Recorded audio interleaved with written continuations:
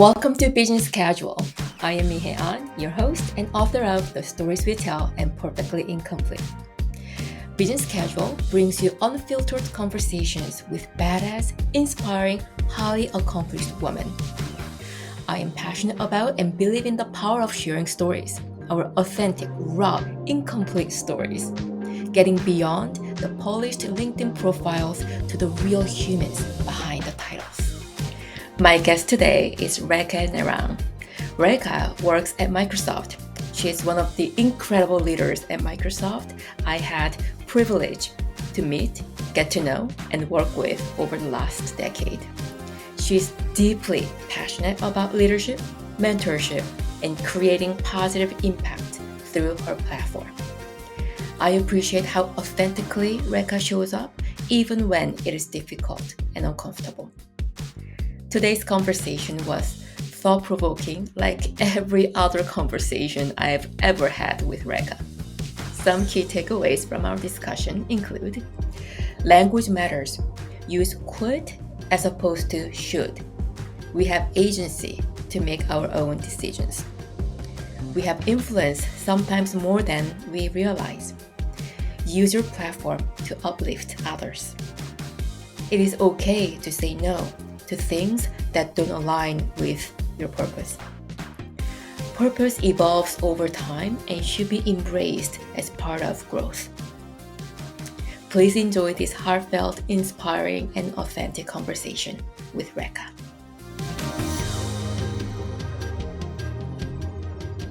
Hi, Rekha. Hey, How are you? I'm good. How are you? Doing good, thank you. Appreciate you joining me and having candid conversation. I mean, you and I always have Let's candid say we always conversation. do. Now we're recording it, but we always do. Yes. Yes, we are.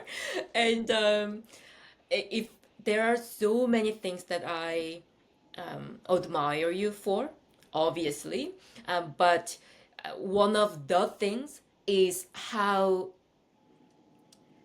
candid you can be, how vulnerable you can be when needed, right? Not for the sake of being vulnerable or sake of being candid. When it matters, you do show up that way. And even when it is not easy, even when it is very difficult. So thank you. And I'm really looking forward to our conversation. Yes. To start, if you can do a quick intro so people get to know you. Sure. My name is Rekha Narang. It's always interesting to think about where to start your introduction from, but I think I'll start with just kind of where I work right now. So I work with Microsoft, and I'll start there because that's how you and I met, which I'm so grateful for. I've been at Microsoft for 13 years. I've been working in tech for almost 30. But I think the way I do like to introduce myself is, you know, thinking about my vision for myself, which I think transcends who I am at work and who I am at life. And, hopefully some of this resonates as we move through the conversation. But I like to think of myself as a leader who helps people be their best selves inside and outside of work, to be a leader that people want to work with, to do big, exciting things, to use my platform to be an advocate, and to have fun and joy while I do all those things. So that's kind of who I am. Yes, and you definitely are a leader in the perspective. Working for a big organization, you have various experiences with Microsoft and prior. What was, if you have to choose one, like the experience that really fulfilled you? I did think about this, and I think when people ask me like what the thing I'm most proud of, or the thing that the one thing, I do struggle. So I said, okay, I'm not going to limit myself, and I'm like, what do I want to reflect on here? And I think we all have moments of achievement. I know I've read some of your book, and some of those moments are fleeting, right? When you get the big recognition, or I mean, even like something I think about my engineering degree, my iron ring, I wear it with pride. But that isn't what came to mind for me, because I'm like, when I was thinking about it, I'm like, yeah, that doesn't really feel like the thing. And then I think I discovered what it was. And it was less about achieving something and more about fulfilling a purpose. Like I think about the chapter of life I'm in right now, which is more like, okay, I want to use my platform to give back. I want to do more purpose-filled work. And I remember at the International Women's History Month event that we were, doing together at Microsoft just in March, and I was talking to one of the young women that I've had a chance to get to know over the last few years, where I've driven more intention about networking and supporting people, primarily in equity seeking groups, and using my platform to help them grow and advance. And she came up to me and she's like, I just want you to know that you've made a big difference in my life. And you've really helped give me the confidence to progress and try things and to apply for roles I might not apply. And she said, I hear that from a lot of people in this room here today, that you've helped them in the same way. So I hope you feel that. And that was a really humbling moment. And I did look around and I'm like, wow, I was like, she's not wrong. And like, there's a lot of people in here that I do feel like I've been impacted by and I've impacted them. And that's the moment that I felt like I'm doing the right things. So all the other achievements kind of, don't really live up to that at all. I can relate to what you just said. Whether we do event like that or just daily conversations that we have with many people that we work with, and those people who are in our network, when there's feedback like that, because sometimes we don't know the impact that we have. We do our best and we don't know the impact, but when there's that type of feedback coming in, that's when sometimes it, yes, humbling, and it feels really good, but sometimes scary. At least I'm scared. Oh wow, I didn't think it, whatever that I did or said, Yeah. would have that type of impact on somebody else. So I need to be more mindful of how I show up, especially again back to my very first, one of the first comments that I made, especially when it is difficult. Yes. Yes. Absolutely. Using your voice in those moments, using your influence in those moments. And I think it's easy, certainly I think for people like you and me to not realize how much power and influence we actually have because we tend to look at others and think they're the ones with the power and influence. But actually, no, we have it too, and we need to use it wisely. So that fear of, you know, those moments of, oh goodness, like I do have the ability to make a difference, and what am I going to do with that? It is something that, I don't shoulder lightly. I give a lot of credit to you and to Eric to really show me that I was a person who did have that influence because you both asked me, I think, to grab a mic many years ago when I'm not somebody who usually holds a mic. I pride myself of always being a great advocate, like background worker, visible. People did always saw my hard work, but I wasn't somebody who wanted to pick up the mic. And you guys made me pick up the mic.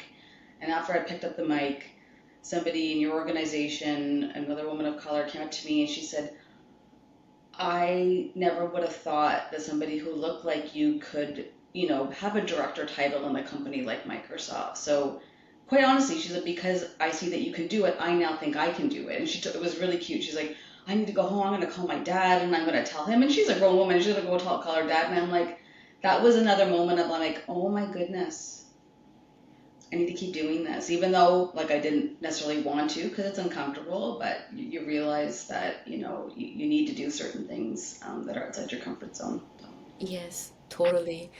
And speaking of using our voice and using our platform, one of the things that I'm pondering these days is the not so black and white, but grays that life brings. Because sometimes, yes, we do want to use our voice and platform, um, even when it is difficult. But sometimes we also need to learn to let go. So how do you decide? Because I know you are such brave, courageous person. You speak up when it matters. How do you decide when it counts and when to let go?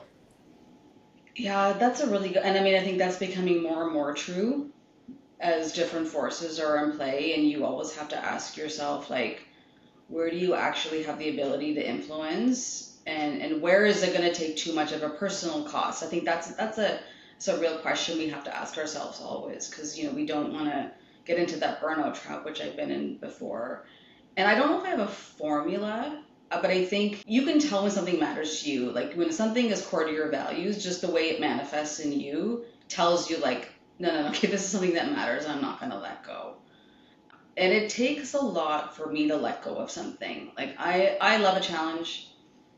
I like figuring out how to do hard things. I will mobilize a lot of people. Like I gain support. I don't try to do things on my own. So, if I think about some of the challenges like I deal with at work, where I'm like, no, that's not right. That's against kind of the values that we stand for as a company. That's kind of against the values that I stand for personally. This is something I think we can do something about. It's hard. It's going to be uncomfortable. I'm going to have a series of uncomfortable conversations. But if I see a path that's worth trying, or one that I know that I've been done before that'll work, I'll go for it. There's some things we've had to tackle where it's like, can we go there? Can we do that? And so like talking to your advisors and really brainstorming about, is it possible? And yes, like sadly, like it's true that there's certain things that we just say, not now, not here, not in this situation, maybe another time. But it's always just like that reality check on, do you have the personal grit, the personal will, and the support you need, and the path forward to go do it. So I always kind of run through that when those opportunities cross my way to help in some way. Related to this, one of the questions when I think about the type of questions that I get when I talk to women, especially younger generations who want to chat through and brainstorm things together. One is boundaries. Sometimes our boundaries are not respected. Sometimes it is because we haven't made it clear that it is the boundary that I hope that's not crossed. Sometimes even when that is quite clear, it is still crossed. Time to time, I observe that the boundaries can be crossed more for women, whether in professional life and personal life. Do you have any experience with that and how you managed through? I certainly do. Um, and that's a journey I probably started in earnest. I think it really kind of came to a head for me during COVID. And I think like we all had a lot of time on our hands. And so I became a little bit more deeply reflective as we were sitting in, our homes and, really kind of grappling with a lot of different things. And I realized at that time, I'm doing a lot of things that I don't necessarily want to do. And, when you think about like, okay, why, right? And you say that, you wonder, do women kind of subscribe to this more than men? I think in my experience, I have observed that that's true. I think for me, culturally, my upbringing, there was cultural expectations and things that were put on us as young girls that you had to live up to a different standard, right? And I think you carry that with you. I don't begrudge my upbringing at all. I reflect on it oh yeah, that was true, right? Like I had to do certain things because it would look a certain way, or what will people say? You can't bring shame to the family, those types of things. So that becomes part of who you are. And then it can also take you down a path where you're doing things because you think you should versus what you could do. So actually, even rolling back the clock a little bit earlier than COVID, I had a coach who, I had access to through Microsoft. We had a great coaching program that you could sign up for. So I had an opportunity to work with an external coach. He just said one thing to me that stuck. I think that it was the most valuable takeaway I took from him, which is, he's like, I need to tell you something. He's like, you should on yourself a lot. And he's like, when I hear you talking, because I was grappling with what the next steps in my career, what did I really want to do? I was having some struggles with showing up authentically at work. And he's like, you should on yourself a lot. He said, every time you say should, just try to say could. And that was like eye-opening because words matter and language matters, and you realize like it's reflective of, what you're actually thinking. And I'm like, he's right. I say this all the time. Oh, I should go do that. I should go visit my mother this weekend. I should. And then instead I'm like, I could go visit my mother this weekend. Then it's a choice. So then, you kind of fast forward a couple of years. I read this book behind me, Glennon Doyle, Untamed, which there was a lot of things that I really connected with in that kind of went back again to my upbringing and this whole concept of being selfish versus a selfless woman. And, I was really brought up with this concept of selflessness, do things for other people. I was never really that person innately, but I always felt really guilty about it because it's like, oh, it's bad to be selfish. So reckoning with that, like, it's okay to put yourself first. In fact, it's good. It helps other people if you take care of yourself because then you don't become other people's responsibilities. Doing things that serve you, saying no to things that don't serve you, and just asking yourself those questions. If I go down this path with this person, A, is it going to lead to a good outcome? And B, does it serve me? So that helped me create boundaries. And people have noticed a change in me. They're like, I see you in your boundaries.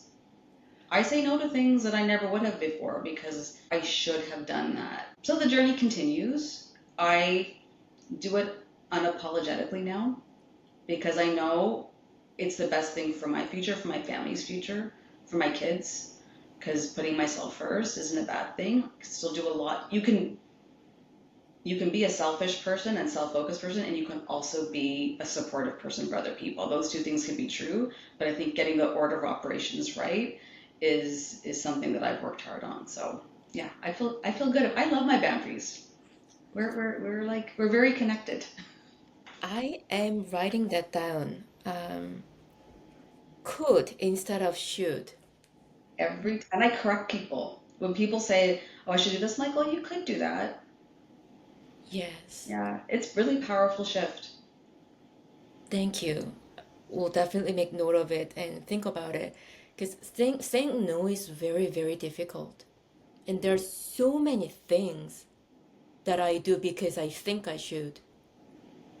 No doubt. Yeah. And as you age, it just does catch up with you because while saying no is difficult, it's not saying no is very costly. Yes. It comes with a price that catches up with you over time. So getting square with it early is good. And something that I do, and I hope, the people in my life feel this, is like the younger generation of my family. I encourage them to do that because we were brought up to believe that, no, that's bad. And I'm trying to break that cycle and say, no, if you can't do that, that's fine. You got to make your own decisions and live your life on your terms because at the end of the day, like everybody's doing their best, right? And it might mean that you disappoint people along the way. Being okay with disappointing people, that is a skill we need to teach our younger generation. And to be able to say no to certain things and yes to certain things, we need to know our priorities. How do you know your priorities, and how would you coach others to get to know their priorities? So I go back to my purpose, which I introduced, myself with, and that's work that I did through a leadership program I took through Microsoft probably 5 or 6 years ago now. And that exercise came at a good stage in my life. Like there's been other courses. I think we've all done the courses. So like write down your 3, purpose statements. And I've never really filled it out because I just didn't feel it. When I took this course about 5 years ago, I was at that stage of my life where I'm like, no, I do want to think about what's next. So getting clear on your purpose, which I feel like I have clarity on, it gives you a prioritization framework. So now I ask myself questions when stretch assignments come up at work, for as an example. There's always more stretch assignments than you have time for. And before, I think I would sign up for things that's like, oh, I'm being asked to do something. This is an opportunity. I can't say no. But now I ask myself, does it align with my purpose? Does it align with my mission? If it does, I say yes. If it doesn't, then I say no. Right? So it gives you that kind of way to prioritize. And then I think about the fourth line of my mission, which is to make all of these experiences full of joy. So I want to enjoy what I'm doing. And I think I feel really grateful and lucky that, I have a job that I do get to enjoy. It doesn't mean everything in my job is great. There's a lot of things I really don't enjoy. But net, there's a lot of joy that comes through that. I like to plan joyful things in my life. So when I plan like my week as an example, so I'm a rigorous planner. I'm a very organized person. and that helps me with my balance. I make sure that I have joyful things planned every week, right? So like, and that helps me with, that prioritization planning, because if you don't make a point of making space for that, you end up, down a really slippery slope of never having time for yourself, which catches up with you. So it's all related to the boundaries and the saying no and all those things, but grounding yourself on what is it that you actually want to be doing with your time. You can constantly be serving, saying yes, reacting to everything that crosses your desk, or you can be intentional about it. And being intentional about it means you've got to zoom out and really ask yourself what it is that you want to do. And then, you know what to say yes and no to. One thing that I want to add to that is not having too or not applying too much pressure to ourselves to figure out our purpose, like the purpose, early on in our life. Because I think I was in that trap. What am I living my life for? I wasn't sure. I had no idea in my 20s. And I blamed myself for that so much. Like, you are lost because you are stupid, or you are lost because whatever. And the purpose that I think I have now, the purpose statement that I crafted for myself, that didn't come until Yeah. late 30s. Yeah. I couldn't arrive there until then.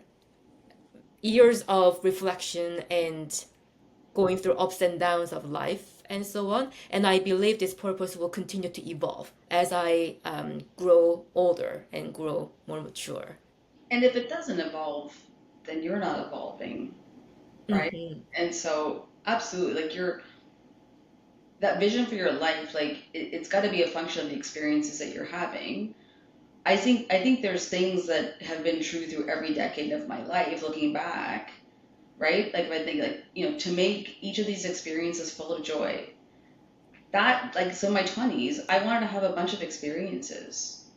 So like your goal, your purpose is growth and experiences and learning, right? So I think, setting the right set of goals and purpose for yourself, but trying to be like, if you're trying to find passion as an example, like that's pressure, right? Not many people find what their passion is. It doesn't mean you can't find joy, right? So yeah, I think you need to not be so hard on yourself. And speaking of joy, what do you do for fun? um, it's really simple. Like I'm not like I was like, oh, they don't see musicians and they're like have all these amazing hobbies and they're artists, and I don't have any of those talents. Um, I kind of describe it as a simple life full of amazing people, which I'm very grateful for. Spending time with my people. If the minute I get a moment away from the busy work, it's making plans, trips. Let's go for dinner. Let's just gather. Like I love having people over. I love seeing my family. Tomorrow we're going for a simple hike with my niece and my grandniece and my sisters, and that's joy. It's very, very simple, but it works. Self-care is another thing I believe I hear quite often. Do you have any rituals that you do or you have to take care of yourself? I do. I do. I have an abundance of them. And again, that goes back to like getting square with maybe I am a bit of a selfish person and maybe I always have been, but that's not a bad thing, right? Selfish means that you are like putting yourself first. So I've really come to grips with that, being okay with that. I also need like as a woman in tech, the flexibility we have has been one of the key factors that has allowed self-care. So I know not everybody can find the time to do the things that I do because, I don't know if you feel the same way, me working in tech as well, but I never lose my gratitude for flexibility, even though like it's intense work, it's long days, but I can always carve out time for self-care, which I'm so grateful for. I meditate every day. That's been a practice that I've coming up on 3 years for. Oh, yeah. Um, like I don't I'm not shy to say that I believe it has been life changing for me. Like it's just really given me calm, center, focus, energy. So can't say enough good things about it. And transcendental meditation is what I do. I exercise. So like when I do my weekly plan, like I had this we'll call it a framework for my weekly plan. I don't know if I've ever shared this with you before, but you know, because people ask me like, how do you find balance? Yeah. And I'm like, oh, that's a good question. Because I'm like, I actually do feel pretty balanced. I do. Like, why? Because it's not like I have work-life balance. I don't have work-life balance, but I do have balance. And I'm like, oh, in a yoga pose is there's two parts of a yoga pose. It's grounding and lifting. So grounding means you have a really, really stable base. And then lifting is what you ultimately want to achieve with the pose, right? So that's what you do. So, if the minute I put my hands over my head, then I fall over, right? So that means, I need to work on my grounding and kind of achieving that more complex posture. So that's kind of how I plan my week, I realized. I need to have the right amount of grounding and lifting activities, Oh, I right? see. And my self-care falls into grounding activities, right? So like every day it's like what is the exercise I can do today, like whether it's like lifting weights or whether it's getting on my bike or whether it's going for a walk, but I am just really planful about making sure that I have both ground and lift, because if I don't have both then I will feel out of balance. Hmm. So meditation, exercise, outdoors, that gives me a lot of inner calm and inner peace. So walking outdoors, we go for a walk with our dog every day, and then I do think about what I eat. I do, right? Especially as a woman in your 50s, you got to be really conscious about stuff like that. And that, I mean, it sounds like a lot, but in fact, it's not. Like it probably sum total, like maybe an hour and a half a day, you got to dedicate to that. Meditation being 20 minutes of it, and makes a big difference. Right.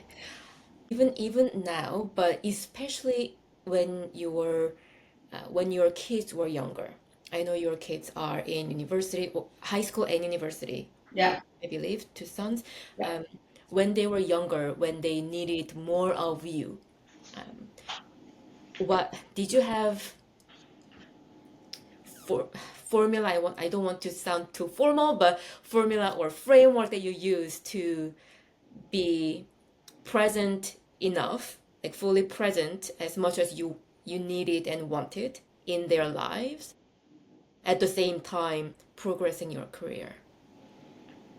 Um, Yes, lots to say about that. So many things there. And I think one part of it goes back to what you asked me about with boundaries. Hmm.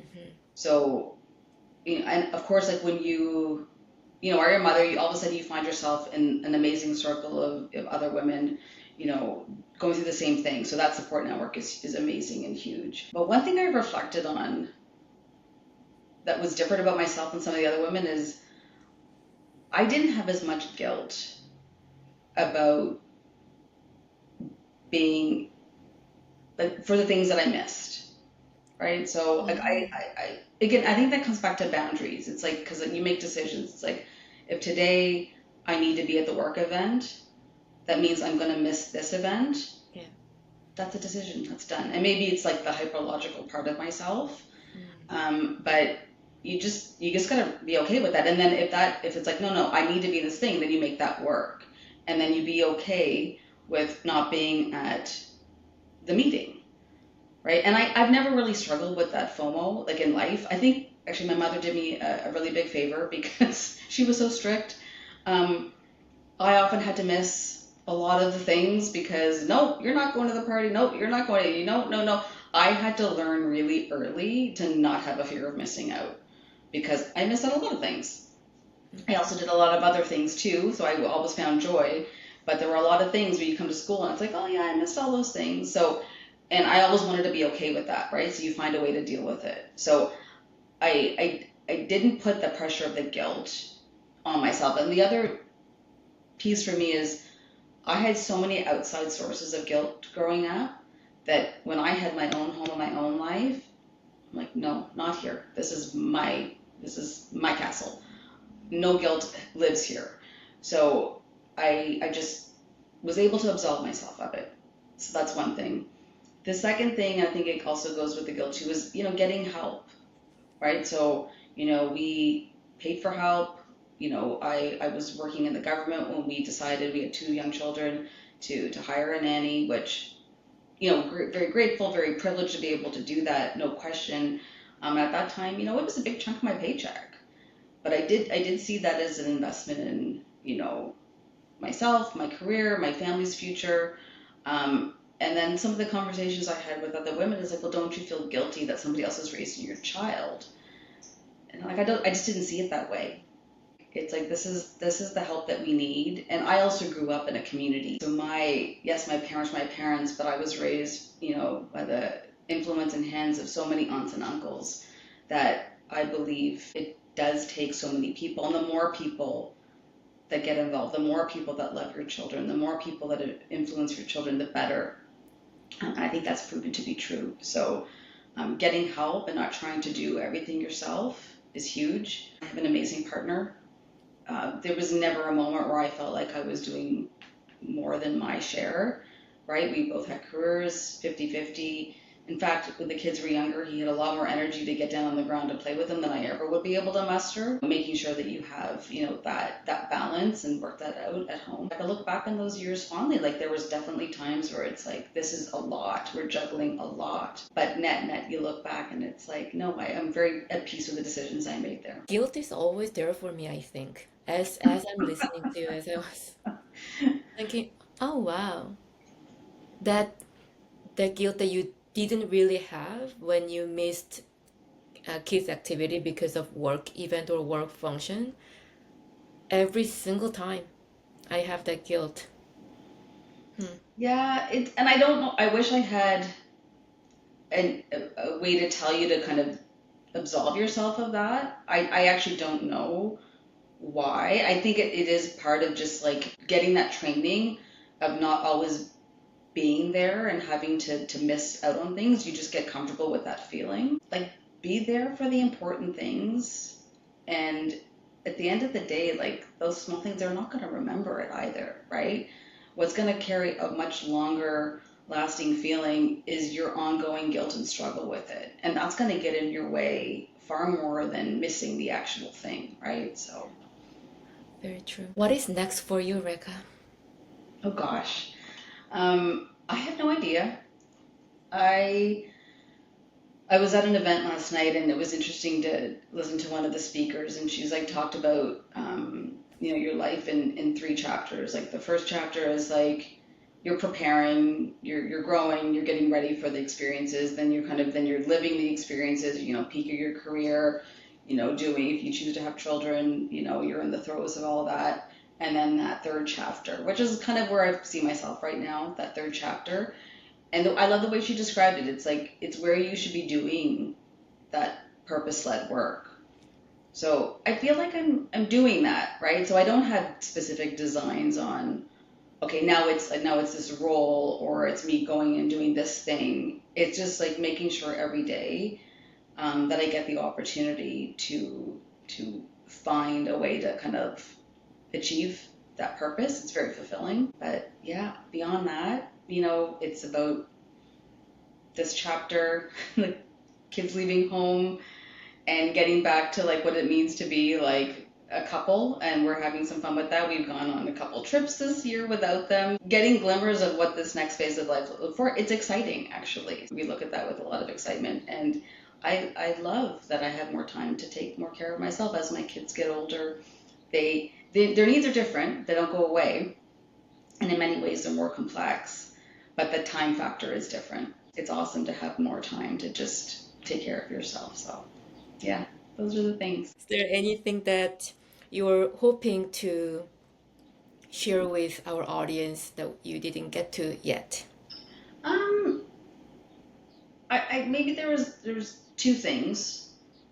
One is, we touch on boundaries and a lot of different topics, but the one thing I didn't get to share is that I did go through a period of burnout. And, and I think how I got there was was saying yes to too many things. And what I realized is just because you can do something doesn't mean you should do it, Yes. right? And so, like, just in realizing that it can catch up with you. And there's so many, people that I get the opportunity to coach and mentor who are younger than me, and I see that slippery slope potentially happening for them, and I try to give them that cautionary tale that this is, I thought it would never happen to me. It did happen. And even when I walked away from work for a few months, I didn't classify it as burnout. It took me some time into that time that I took off when I actually pulled up a burnout checklist and was able to check every box. So, and that's like, so that was really the inflection point for me to get a little bit more clear on boundaries and self-care. So yeah, that was, definitely a catalyst for all that, to be unapologetic about it, because that wasn't good for my family. That wasn't good for me. And again, like, had to take 5 months away from the business, was lucky to be able to come back and take an unpaid leave and come back to my job and kind of resume things, but just something to watch for. And I think the propensity for burnout is higher than it's ever been. Like, we're just moving at, this throttle that we've never really operated at before. And I do worry about, our ability to calibrate the balance that we need so we don't end up there. So advice for you, advice for a lot of other people: don't make the same mistakes that I did. And the last thing, one of the questions that you had me think about before is, one question that nobody asks me, but I wish that they would. Yes. And I think I touched on this at the opening remarks I made at our event in March, and I can't remember if you were there or not. But something I've heard about myself is, like, people feel like, oh, you care too much about DEI.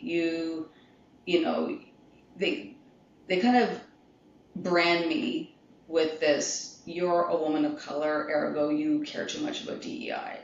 And I remember thinking, I wish somebody would ask me why I actually care about this, right? And so I use this opportunity to address the question that had never been asked, and I want to use this opportunity again too, because I think something that people don't necessarily know about me, especially in a professional context, is, I'm in a mixed marriage. I have two boys. If you look at them, like, they're white boys, right? So if I think about, the status quo, it kind of serves them. So, like, as a mother, right? Like, if we didn't try to push for change, it would be fine for my future generation. And so it kind of, I realized, I'm like, I wish people would just ask me, because the real reason I care about it is, I have a systems design engineering degree, and that is all about holistic problem solving. And, learned, very early on, is it takes multiple disciplines and multiple perspectives to truly solve a problem holistically. And that's why I care about DEI. And I care about it more than ever, because when we think about AI innovation and the solutions we're building for the future, without it, it's pretty scary to think about what might happen. So I just wish more people would ask me about what my personal interests are here, because my personal interests actually are very different than the reason I care for this, which is really about, the responsibility we have to make sure that we don't take our eye off this, because it really matters. That is so powerful. Thank you so much, Rekha. What a way to end our conversation. Thank you Thank you. for having me and for being in my life. I really enjoy our relationship, and I appreciate it so much. Exact same sentiment goes right back at you. Thank you very much, Rekha. Thank you. Have a great day. You too. That's it for today. Thank you for tuning in. Please remember, you have more agency than you often realize. Choose your stories. I'll see you next time.